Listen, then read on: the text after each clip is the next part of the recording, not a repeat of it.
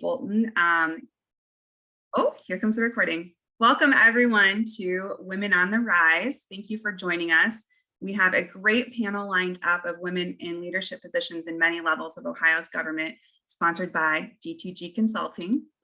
I'm Brittany Bolton. I'm the president of Ohio Women in Government, and we are a volunteer-run, nonpartisan 501c3 organization dedicated to supporting the development of skill sets in women working in all levels of Ohio's government. So we're really excited with this virtual event. We can have women joining from near and far. I'm based in Columbus, but we've got members all over the state and beyond. Or maybe all just in the state at the moment, but beyond is next steps. So for those who don't know, OWIG strives to be a resource for learning opportunities, skills development, and relationship building for a robust and inclusive network of women across all levels of government in and around Ohio.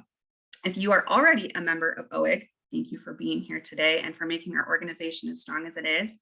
If you are new and this is your first OWIG event, welcome. We hope you have a great time. We know you'll enjoy the panel, and we'll include some information in the chat if you'd like to learn more about our organization. So just a quick kind of summary, OWIG offers a blend of in-person and virtual event opportunities. We focus on educational events, including some interactive workshops, as well as some great panels like the one that you're here to see today. We also offer after-hours networking opportunities, as well as early morning coffees. We try to change it up based on women's schedules. And we like to offer opportunities for women to informally engage with one another when we have our in-person events. This year, we are also launching a brand new program called Connect, where we will match make women who are members that either want more traditional early career to later stage, more seasoned career partnerships for traditional modes of mentorship, as well as peer-to-peer mentorship opportunities. I want to say a special thank you to our leadership team and our steering committee for helping identify today's speakers. We work closely with G2G to put together this great panel, and a special thanks to Lisette Rivera, who is OWIG's Diversity, Equity, and Inclusion Chair and has some deep Northeast Ohio roots herself, and she serves as Vice President of Government Affairs at Scioto Properties. Our speakers will introduce themselves in more detail once we get rolling with our panel, but I did want to thank and introduce Michelle Gillcrist, who's the Regional Director for Governor Mike DeWine, Imani Edwards, who is the Executive Assistant to U.S. Department of Housing and Urban Development Secretary Marcia Fudge, and Angela Woodson, who's the Senior Advisor to Cleveland Mayor Justin Bibb. Unfortunately, Hillary Gross Parkinson, who's the Chief of Staff for Congressman Bob Gibb, had planned to join the event today, but had a personal emergency come up. So we wish her all the best, and we look forward to connecting with her at future events. And so I will now introduce my dear friend Becky Watts will be moderating the event. But before we get completely kicked off, I want to also introduce another G2G face.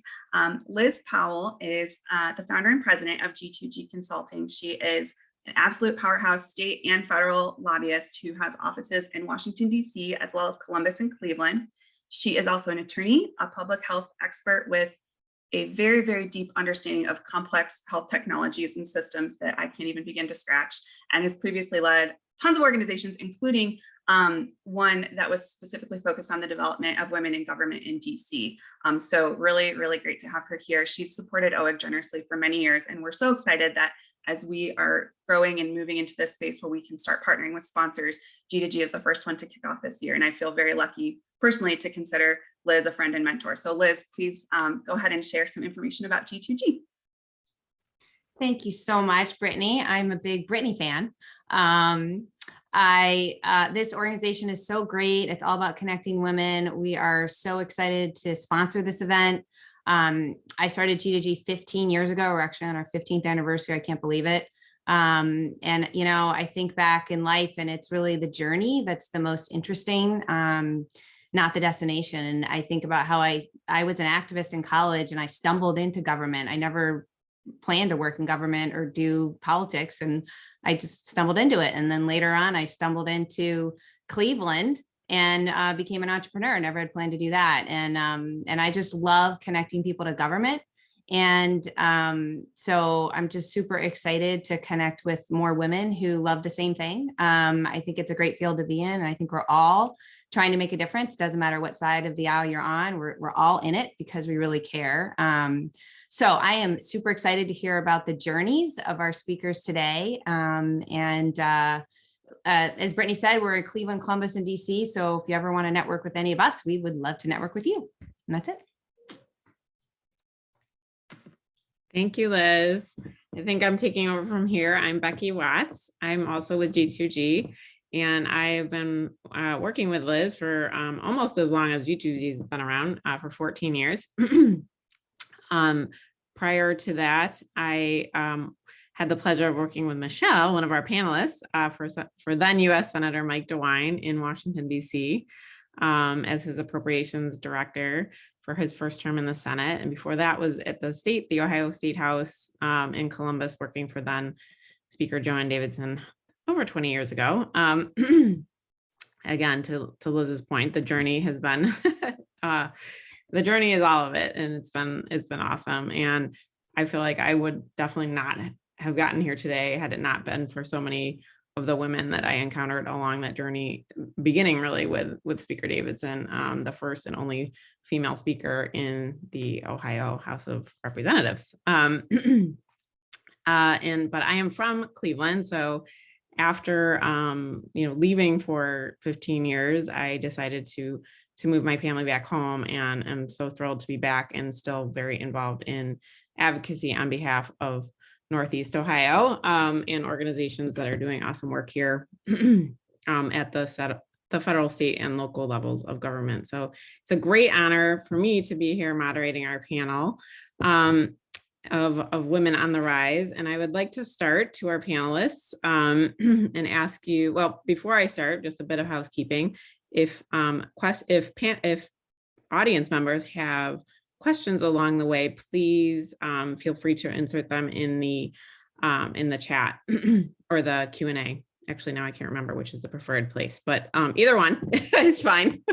And we will get to those questions at the end of our conversation. So I'm going to ask our panelists now to introduce themselves and give us a little bit of their history and their journey, and then we will get into some discussion. So I will start with Imani, I think, is our youngest panelist. We would love to hear about your journey and your background to date.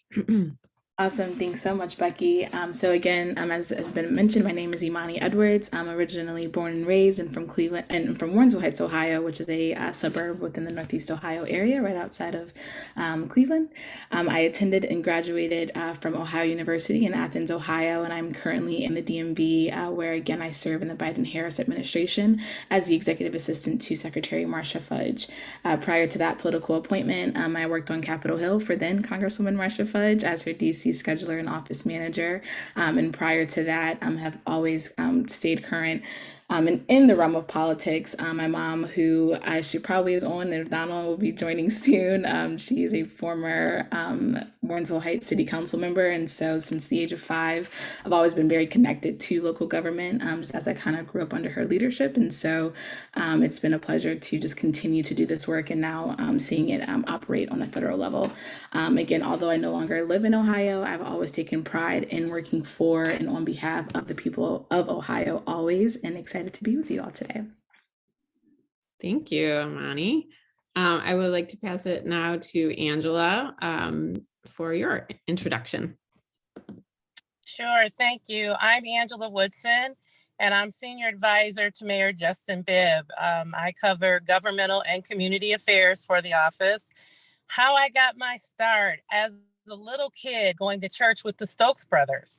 Carl and Louis Stokes were members of my church, and as a kid, I was immediately emerged into what was the 21st Congressional Caucus and now known as the 11th Congressional Caucus as a kid, as a lit drop kid. And so that's how I got introduced actually to politics, but my policy side really was a taste from the late State Representative Troy Lee James, which I had the pleasure in the walls of the State House, to actually experience where the real policy and law gets started that we have to even do on a local level, adhere to, as well as worked for several council people, worked for a former governor.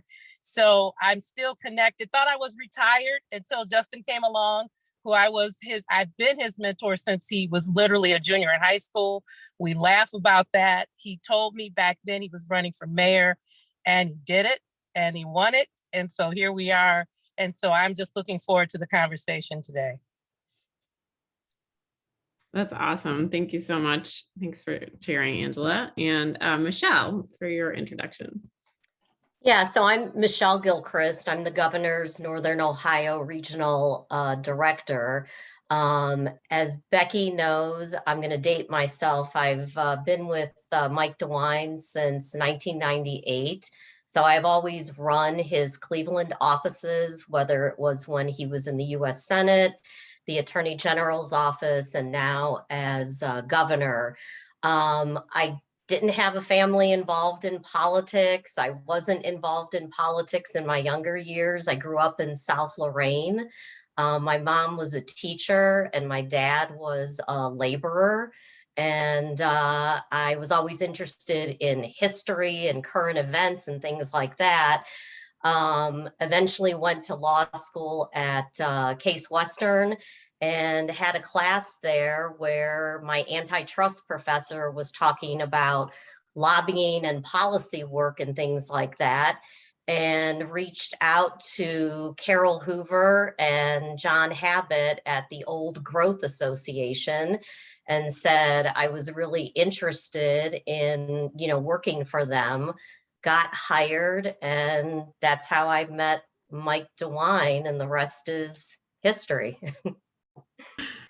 Wow, it's so cool to hear how you guys all got sort of inspired and connected with your career trajectories. And it's such a privilege to be talking to you today. So I guess to start out in terms of deeper questions about your backgrounds, you've shared a little bit. What hurdles or challenges have you overcome and faced, and what did you do to overcome them as you've spent time in these fields? I'd like to start out with, and Michelle, maybe you could kick us off and sharing some of those. So when I started at it was then called the Growth Association. It's now the Greater Cleveland Partnership. I was kind of thrown into the deep end of advocacy and government relations. And I just remembered that I was only about 23, 24 years old, not having had a lot of work experience and being put in charge of different committees with a lot of just older men. And so being of petite in stature, being so young, I always felt like, was I being taken seriously? And so I purposefully back then tried to dress older looking.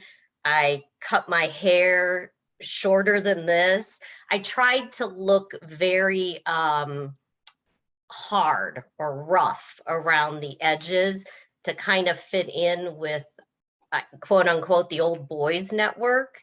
But I think once I began to do the job and they saw my work ethic and my work product, then I was able to prove to them, what I was able to do and what I was capable of.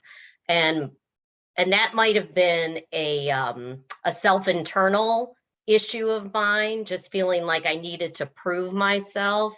But that is somewhat of the vibe that I got from when I first started in this career at such a young age.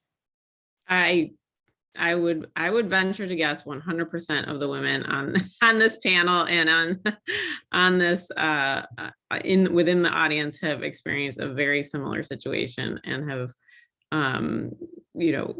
figured out ways and strategies to overcome that exact old boys network that we're all a part of.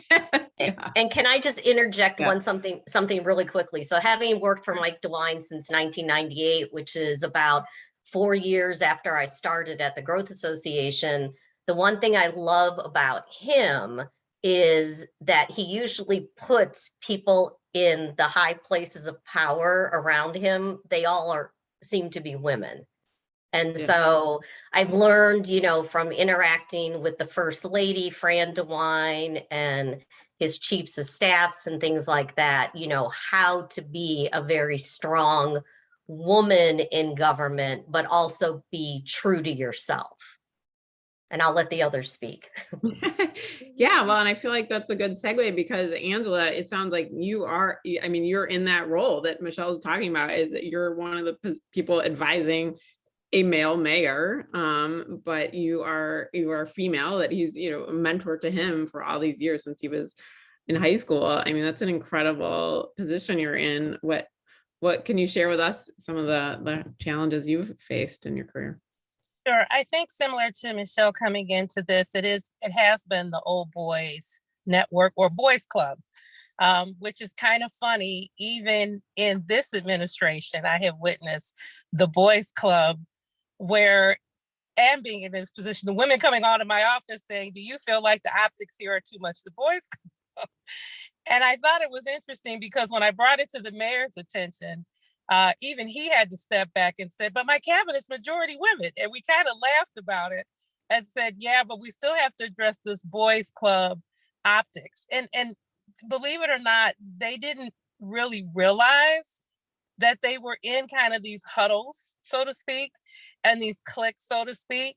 So I've learned through the years, and even in previous positions I've held, sometimes we just have to go to the men and remind them women are in this space and why we're in this space and why we have to be in this space.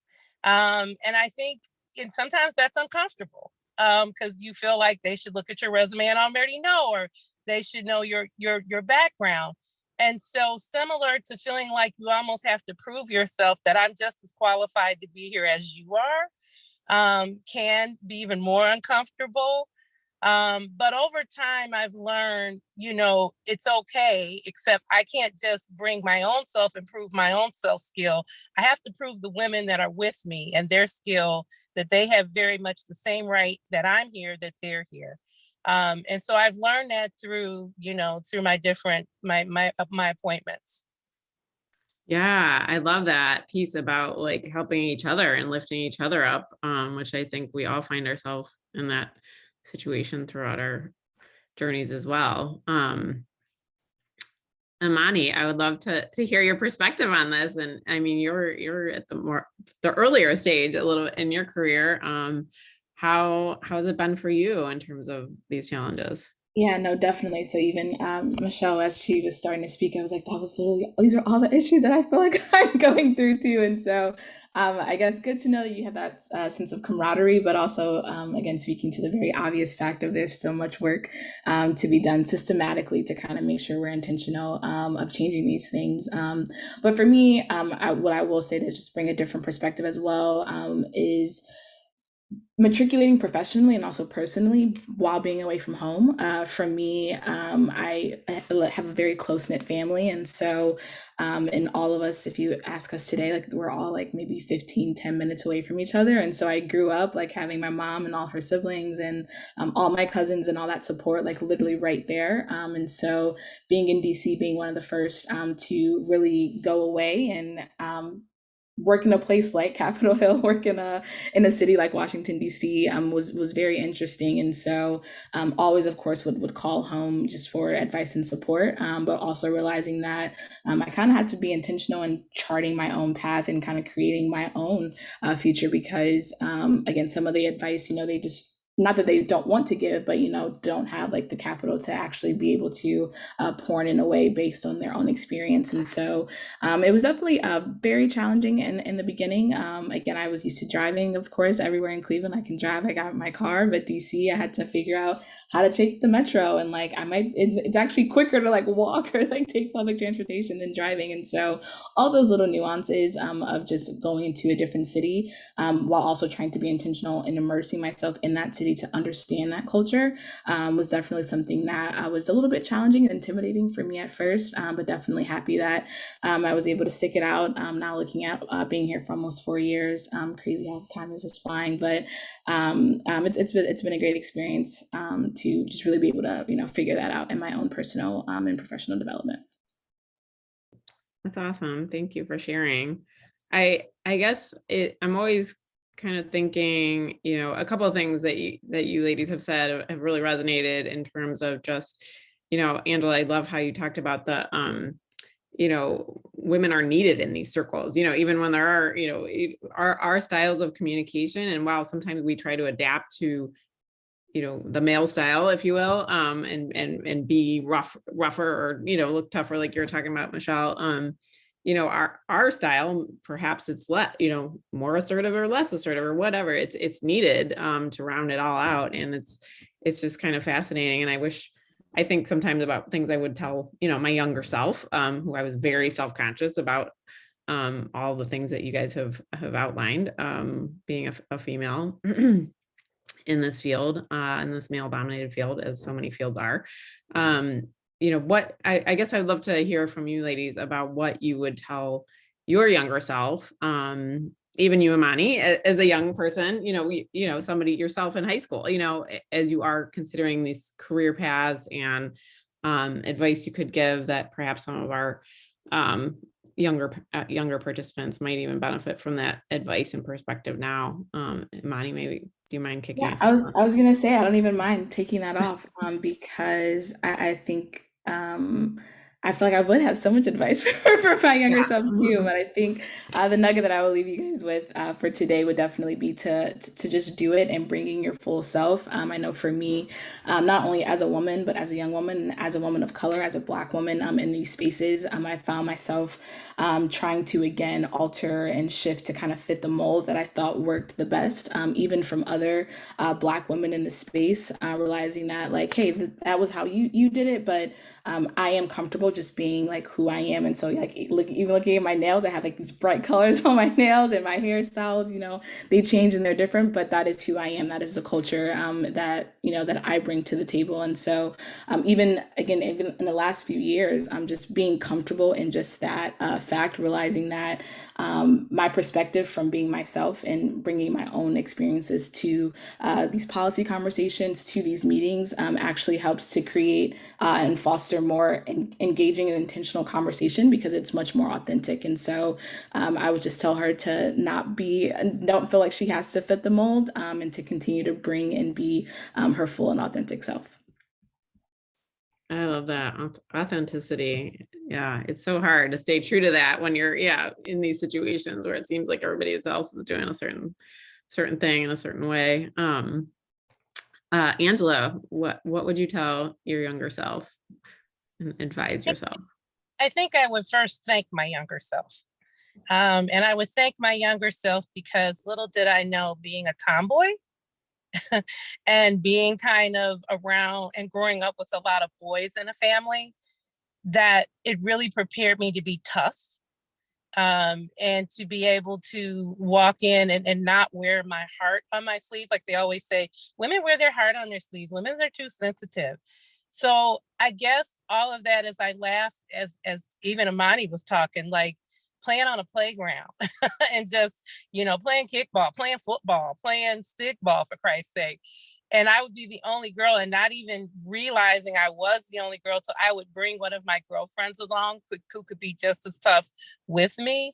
I never thought of it really mattering as today, but also feeling appreciative that I knew enough to bring somebody along with me, so I wasn't the only girl in the space, but also just being appreciative of being tough. And even though if I couldn't score or I couldn't make the basket, I didn't give up. I just kept at it. I love that. Yeah, surrounding yourself with wing women, wing women who can help you get there. Yeah. Michelle, what would you tell your younger self? So there's a couple of things, and I know some of these are very easy to say when you're not in the midst of it, but things happen for a reason. Try not to worry and fret about things as much as I have. Take those chances when you're young and you don't have maybe the family commitments that you do later on, when they don't allow you to really take some of those chances that you may want to take. And then just enjoy it. Just be open to all the possibilities, all the experiences, and, you know, and I think I've done a good job of this. Just meet everybody and anybody that you can meet, because you don't know like what path that's going to take you on. So that's my advice to me. That's so true. I mean, and that whole concept of like, not burning bridges, not that I think any of you guys would, but I mean, you end up crossing paths. It's crazy. People I worked with 20 years ago, that I now come across, and we're like, hey, hi. I know, Liz at the top was talking about working with you, Angela, years ago on a campaign. Like we're all so interconnected.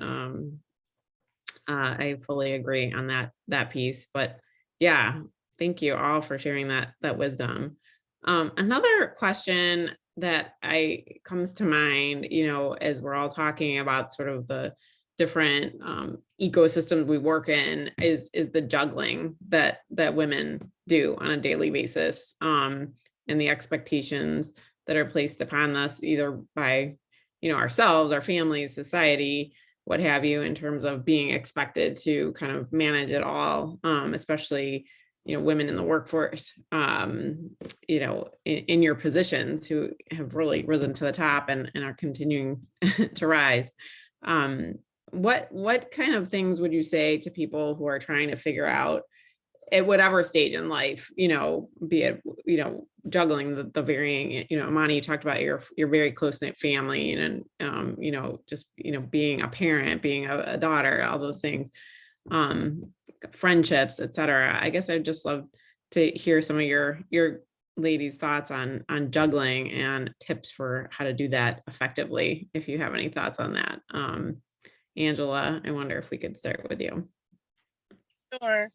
So a lot of meditation, a lot of making sure you take a day, and within that day, some hours for self is what I've learned to do the most.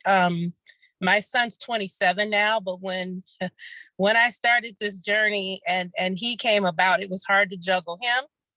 And I told people I was a part of the sandwich generation. So I was juggling him and parents, both of them, which was hard, and trying to do this work. But I learned that in order not to get burned out and to keep my sane, I had to do daily check-ins with myself in the evening to kind of reflect on the day, reflect on the next day, but just to make sure I'm okay. Self-care is so crucial in this, because you can burn out quickly, especially if you have a lot of tasks on your plate, and some tasks that you put on yourself, but also trying to make sure you're a good mom, trying to make sure you're also a good daughter, taking care of the people who took care of you. So that taking a day out and making sure you're doing, if you can't do it every day, make sure every week, just doing a good check-in on yourself, and making sure you're okay.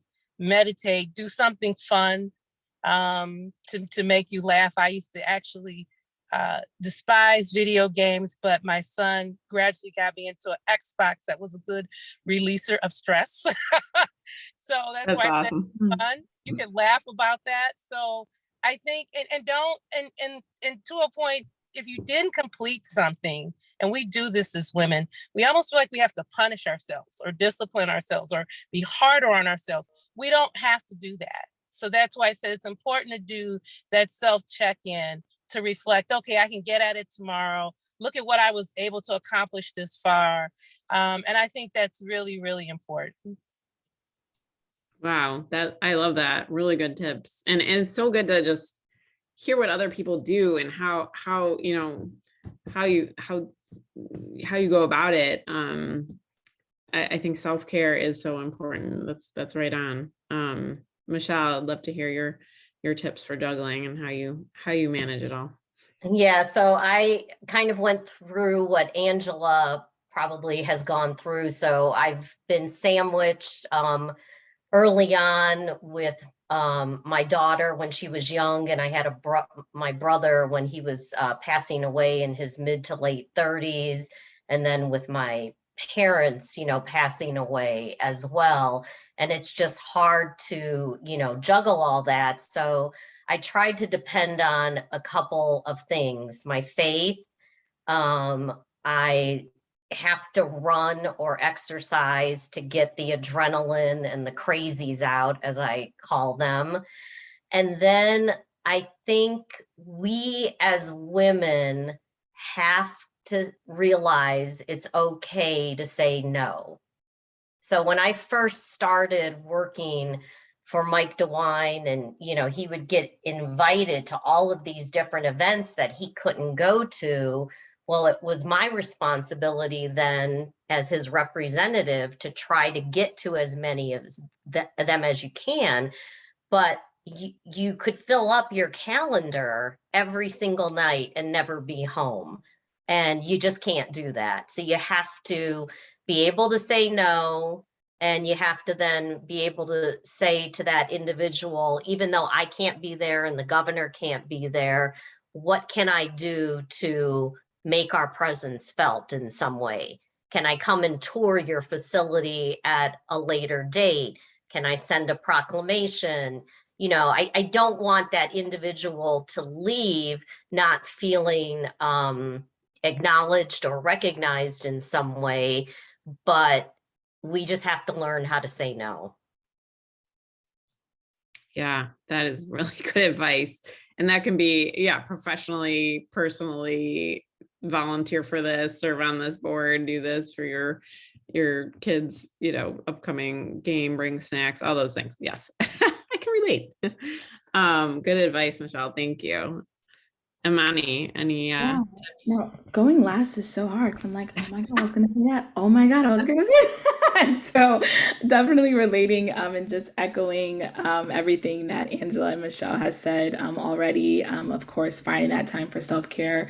For me, definitely being intentional with grounding myself, as Angela mentioned, whether that's meditation or prayer or just being able to find a way to reset. Michelle, also with working out, I've definitely, it's easy to kind of like lose track of like self and diet, but I'm like, I have to check myself. I'm like, girl, if you don't go to the gym, and it's also a great way to get those crazies out because you can really exert that energy in a very healthy way. So I think that's also the perfect way to do that. And then finally, again, being confident in saying, it's exactly what I was going to say. And I think even before getting to the no, Michelle, as you were also saying, is kind of managing people's expectations. So I think if you're able to manage their expectations from the top, like, and not over promising or under promising, it just makes it a lot easier to not only maintain these relationships, but also being able to make sure the work is still getting done. I think particularly in government, we're often overworked. You often are learning trial by fire before, we're really abiding by certain processes. And so being intentional and like knowing what you're going into, but again, just being able to already account for that burnout, being able to account for that stress by having those mechanisms in place to really balance you back out is definitely super helpful for me in terms of juggling all the different facets of life. So. Thank you, So Imani. Michelle, you had a comment?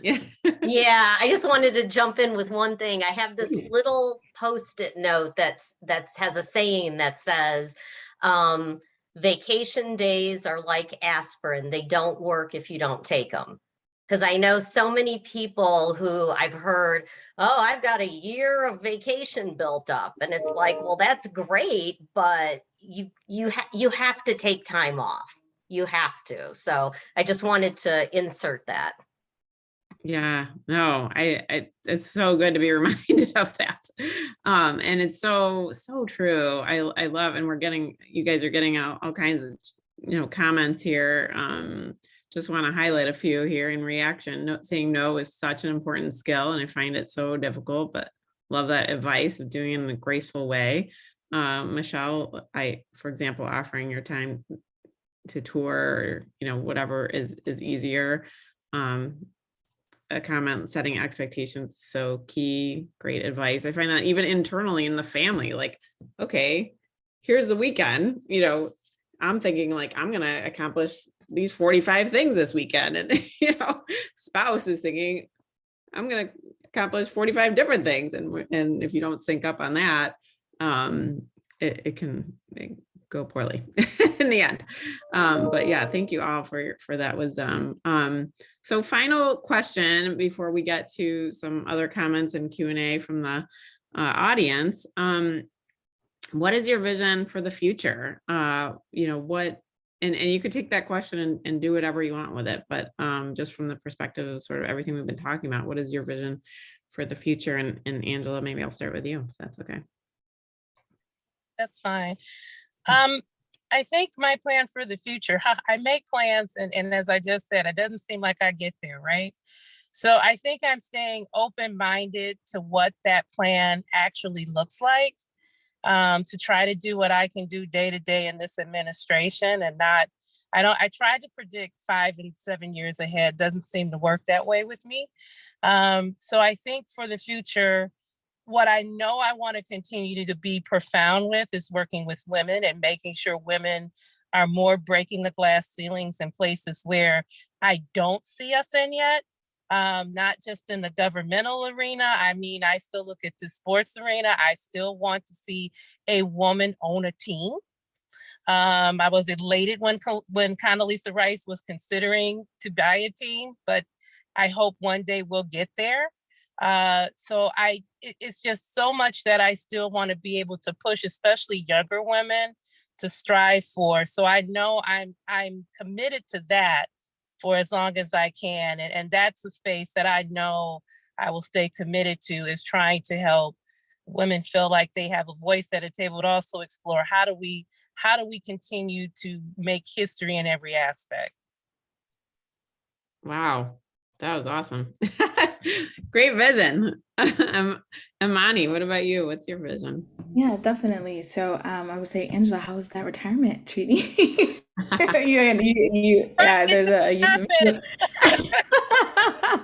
but again, for me, you tell God what your plans are and he will literally laugh at you. And so definitely have learned that even in my youth, to just not just be disappointed when I thought I said I wanted, didn't happen or it did happen. So for me, I am definitely also very open. My boss, Secretary Fudge, she has many mantras, but one of them is, if you take care of the people will take care of you. And that's something that I've definitely took close heed to. And so for me, not sharing what it is, but again, knowing that whatever I build, whatever legacy I create, I know I have been called to service in some capacity. And so much like Angela, even if that's not always in the field or the sector of government, will always be of the mind of service, will always be of the mind of giving back and, bringing people with me and making sure that they're also connected, and really being a bridge for those folks, particularly those women, those young women of color who are looking for different opportunities. And so for me, the future is definitely very much open, but I know that it will be with people. I know that it will be in service, and definitely excited to see how that will continue to evolve and develop as I continue to evolve and develop as well. Beautiful. Thank you. Thanks for sharing. Michelle, your vision for the future. Well, I'm kind of at a crossroads right now. So my only child will be flying the nest soon to go off to college.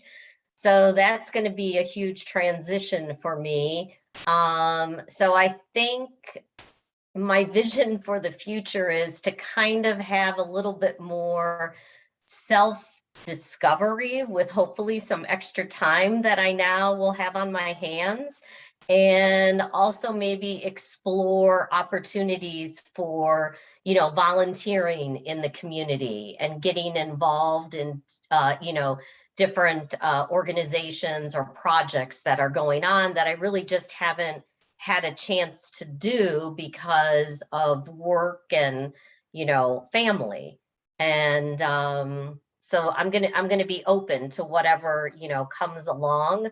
And, I'd like to have 4 more years with Mike DeWine. But if that doesn't happen, the Lord has a different plan for all of us, and we just have to be open to it. Wonderful. Thank you. Well, I think that concludes our formal questions, and I would love to turn it over now to Lizette to field questions from the chat box. Thank you. Hi, everyone. And so far, this has been a really great panel. You guys are so inspirational, and I love to hear how different, but yet similar your perspectives are, especially at the different stages of your careers. So a couple questions have come in, and one is for Angela. Angela, you mentioned that occasionally we need to go to the men we work with and remind them that we are here. What are some practical ways of doing that? That's a good question. So practical is taking one of them aside, and I say get out the office and have the conversation. Whether you're in the halls of City Hall, whether you're in the State House, or whether you're, whatever government environment, try to get them outside, which is kind of a neutral space, to have that conversation about what you're seeing, what you're feeling, and why it's necessary for you to be present. I've learned that's the best way to start the conversation, especially with one. If it's like a group of them, I usually try to figure out the one who I can kind of see leads the discussion, or leading them. And then once you get them outside, like I said, it's a neutral space. And 9 times out of 10, they're going to tell you they don't even realize they're doing it. And to have that deeper conversation with it, you will see results. I mean, it may not start right away, but at least it breaks the ice so that they know, you're paying attention. And then for them to take in consideration what to do from what you've shared. Great. That is really great advice. I know I have definitely had opportunities where I've had to go to my male counterparts and have that discussion. And it has never gone poorly. So that is absolutely perfect advice. All right, we have another question here for Michelle. Do you experience, you said that you worked in the DeWine administration for a very long time, and it says, do you experience resistance when you are leading men? And if so, how do you deal with it? No, I mean, maybe the DeWine, you want to call it the administration, I kind of call it Team DeWine or the DeWine family. He's got 8 kids and I think 27 grandkids. So you kind of just become part of the larger family. No, I think he sets the tone from the top down. He has always put women in positions of power. And I think that then sends a message to the rest of the administration. And I just have not experienced that barrier in our little network or little family that we have. And I think the people that have been there for a long time also convey that message to the younger guys that come on board. That, everybody's to be respected, everybody is to be heard. And I think when they see the governor in action, that, he talks to everybody from the gentleman who's, doing the security desk to the person who's coming in to clean the office. So I think that just sets the tone for everybody. Yes, definitely. It is. It does feel like a family environment. You are definitely lucky to have your position. Imani, I have 2 questions for you. I'll take this latest one. How can we encourage our youth to become more involved in the political and governmental process?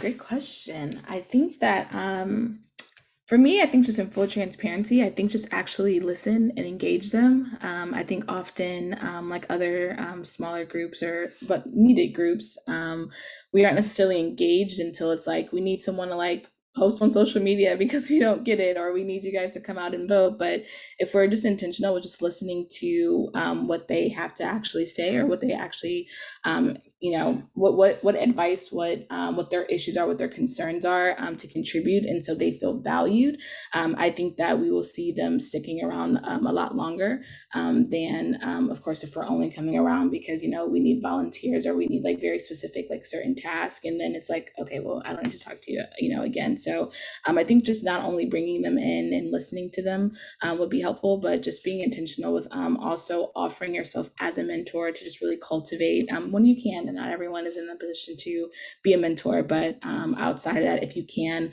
kind of keep them around to let them know that, I do also hear you. I do also value and respect, the insight that you bring to, society, then I think that you will see a lot more young people really sticking around. I definitely think that you said something here. It's listening and cultivating. I know that just from my experience in grassroots, from when I was, early in my career till now, the one thing that always, helps cultivate those relationships, and this is in every aspect of work. It can be, in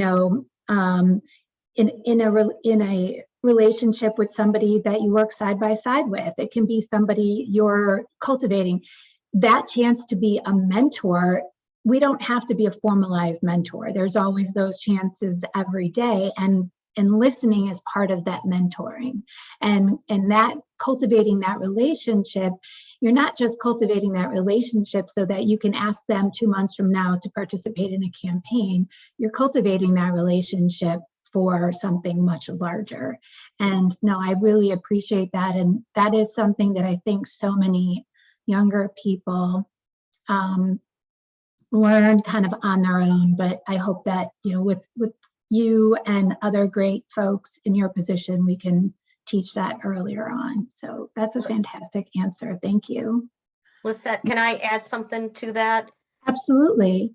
So I'm going to give a plug. I think they have schools around Ohio. It's the Cristo Rey school system at St. Martin de Porres up in Cleveland. And the way that school functions is that the kids go to school 4 days a week, and then 1 day a week they work in a company. So there's companies all around Cleveland that have students that they work at, like the Cleveland Clinic, they work at Eaton Corporation. And so when we were in the Attorney General's office, we partnered and became one of those companies, and we had students that worked in our offices. And I think what we need to do with the young people is take the time to sit down with them and learn about what are you interested in. So yes, they had to do the filing and this and that, but there's one young lady who I'll never forget. She wanted to be a pediatrician. And so then I mentored her and got Metro Health to allow her to spend a day with a pediatrician, and UH to let her shadow a pediatric nurse and things like that. So I think they just want somebody to listen to them and help guide them, because oftentimes they may not be getting that at home, or their parents may not know all of the connections that we have that could benefit them. Absolutely. That's a great point. And we have a comment here in the chat saying that there is a Cristo Rey at the Mid-Ohio Food Collective. So thank you for that. And then I have one more question. And I think that, Michelle, I'm going to ask you. Well, I actually asked you a similar question. So I'm going to kick it over maybe to all three of you instead, so that it's even. One of the questions came in, and it says, have you learned from your male counterparts how you would or would not decide to lead? And if so, describe your current leadership style and how it's changed.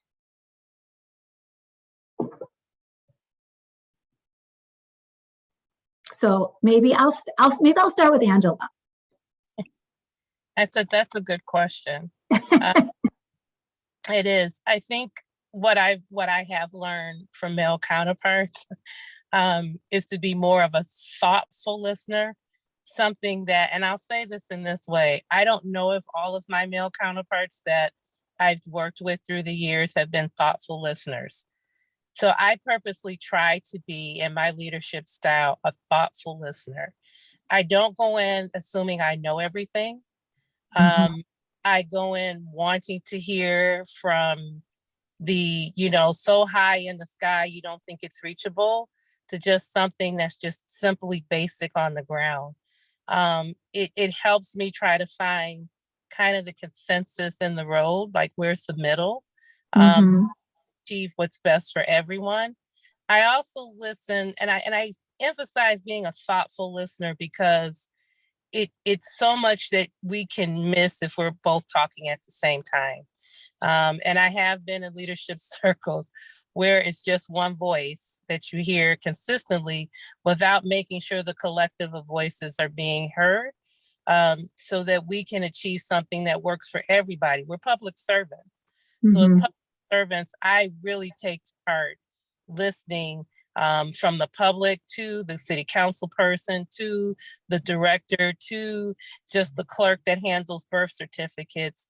I take what they share intentionally to see how we can either make the service better, how to improve to make sure they're getting the results they want to see.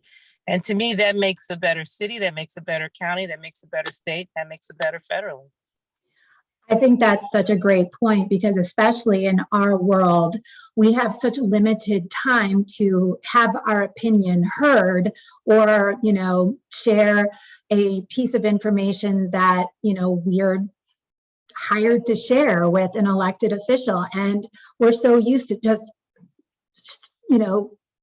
talking instead of really listening to what's being said and sharing that information. So no, that is a very good point. Imani.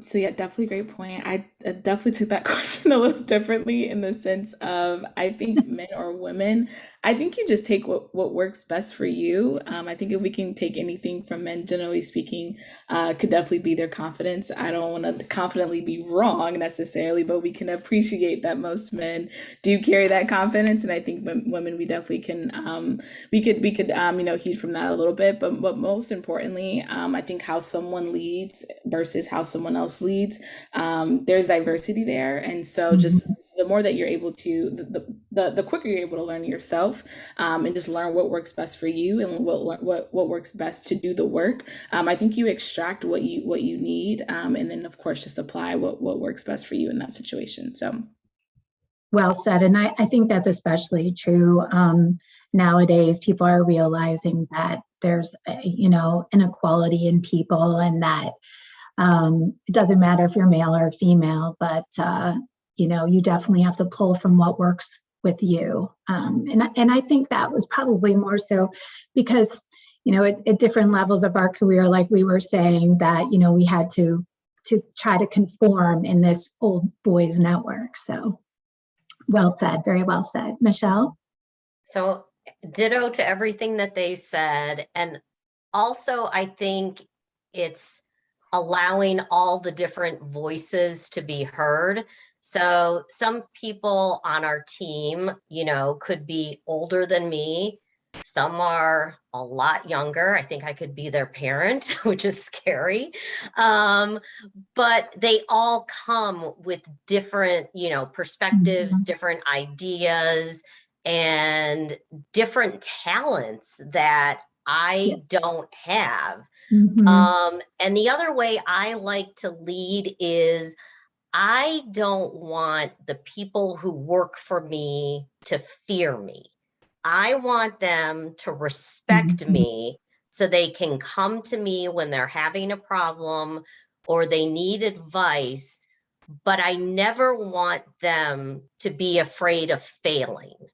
Mhm. So I want them to think outside the box. I want them to try something. And if it fails, that's okay, but let's learn from why it failed. But don't become that leader that because something failed, unless it failed because they didn't do what they were supposed to do, that's a different story. But if it failed, let's learn from it, but let's keep encouraging them to try new things because you get better outcomes. That is such a positive message to end us off on. I'm so happy that the three of you have agreed to do this today. And Michelle, that was a perfect way to end this session. You're absolutely right. We cannot be afraid to fail. I'm going to kick it over to Brittany again so that she could close us out and share your contact information. Again, thank you so very much. Thank you, Lisette, for planning today and for handling the Q&A, and special thank you to Michelle, Imani, Angela, for not just your generosity of your time, but of sharing, deeply personal experiences and advice for us. I think I was taking notes as we chatted, and I know that a lot of our members are going to be chatting about this event for quite some time. So thank you for being so gracious with us. Thank you, Becky, for moderating. We really appreciate your time as well. And I wanted to give a quick shout out as well to Julia Nguyen, our Vice President in OWIG, put a lot of time into this event. Kylie Kennard does our communications, our e-blasts, and all of our social media. So thanks to the steering committee. We would love to continue offering more Northeast Ohio events. So if you're an attendee and you would like to host something or you've got ideas, feel free to shoot us an email at ohiowomeningovernment@gmail.com. Called in from Columbus today, but I am also originally from Lorain County, Michelle, a little further south, Grafton Township area, a little bit more rural. But so having this event was special to my heart as well. And really, if you want to become involved with OWIG and join our steering committee, we're a completely volunteer run. So we always offer a virtual option, and we welcome women from wherever. So we might, meet for lunch in Columbus, but we always Zoom in women from all over the state. Becky Zooms in regularly. Andrea Harless, also thank you for being the technology guru today and a frequent flyer at the OWIG steering committee meetings. So with that, I hope that everyone has a great weekend, and we would love to see all of you at future OWIG events. ohiowomeningovernment@gmail.com in the chat if you'd like to keep in touch with us and sign up for our newsletter. We can send out, I don't have the slide up. Lisette, she made this beautiful slide of all of the email addresses of our speakers. We can send that out to the attendees from today's event after the event. I apologize, I didn't have that up on the screen share, but we'll get that out to everyone who joined us today. Thank you so much, ladies. Thank you. Have a great weekend. Thank you. Bye. Bye.